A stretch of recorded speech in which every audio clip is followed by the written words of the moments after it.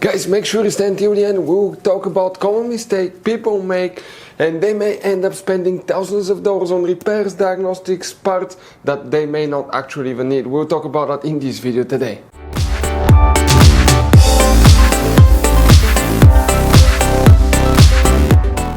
Hey guys, welcome back to Auto Repair guys. Super quick and very helpful video for any of you trying to find guys fuses relays for the tail lights on Mercedes GLC this generation right here. If you need to find tail lights, fuses, relays guys, we'll explain about that. Please do not waste guys any money on parts, tools and diagnostics until you watch that video. If you have problems with your tail lights, it could be quite simple fix. We'll talk about that, and after that, if you need to buy replacement parts and tools, we will guys share the information in the description of the video below. Check it out and you can see where we get most of our tools and supplies from as well. Let's start on it now.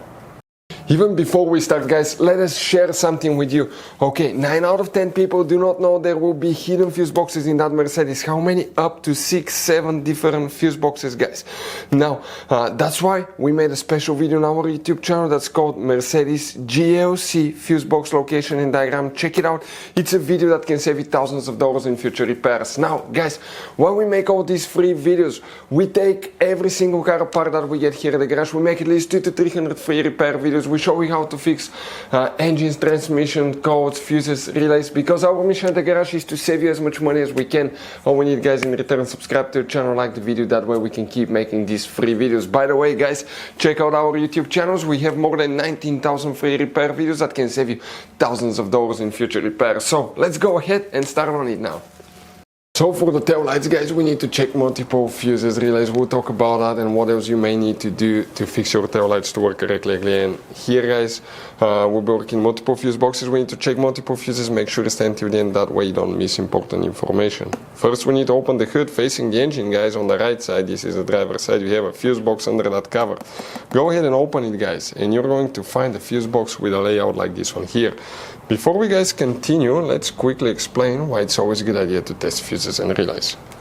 So guys, let us tell you something really quick guys. People make one common mistake. They never test fuses, relays. They look at them and they assume they're good. At that point, they think they have a good fuse or relay and they start replacing modules, computers, parts that can cost you thousands of dollars in repairs guys. Always test your fuses. You have no idea how many cars we fixed for customers that said, oh, I checked the fuse, everything's fine, but I still have a problem. Now, some fuses are super hard to see if they're burnt or not. Some of them will be really easily accessible. You can clearly see them, but there will be fuses that are not see-through, fuses that may look like they're not burned, but they're actually burned. And often, guys, you can actually even test these fuses. Okay, let me show you now without even removing them. But it's very important to know how to test different fuses and relays, and if you want to see how to do that guys, we're going to put that link to a video in the description of the video below, how to test fuse, how to test a relay. Always check that. I want to emphasize that enough because it could be a really simple fix. And here guys, what we need to check specifically. Okay, multiple fuses, starting here with fuse 108, 110.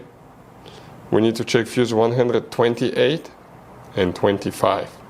Okay, these fuses here will need to be checked, but we are not done. We need to go ahead and open the driver door. And here on the side of the dash you have a cover. Okay, this cover here. Pry it open, and underneath is another fuse box. That's on the driver's side. Here we need to check fuse number 200 and 201. Those are for the front SAM control module, very important fuses that you will need to check as well. Next, we are not done. We need to open the passenger door, and here you have a fuse box in the footwell compartment on the passenger side. On the A pillar you have one cover that you can remove, and underneath you're going to find a fuse box with that layout here. Specifically here we need to check fuse number MF3, and MF3 is this multi-fuse right here. Okay, that consists of 6 fuses built in one fuse. One of these 6 fuses will have that option too, so remove that fuse and test each one of them guys.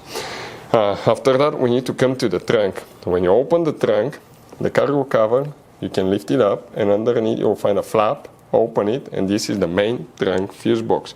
Here we need to check fuse number 450. This fuse right here, it's very important fuse. Then you need to check guys fuse number after that 465 right here, and 466 right here. Okay, now If you still have problems, okay, with lights not working, what you may need to check: front, rear, some control module fuses.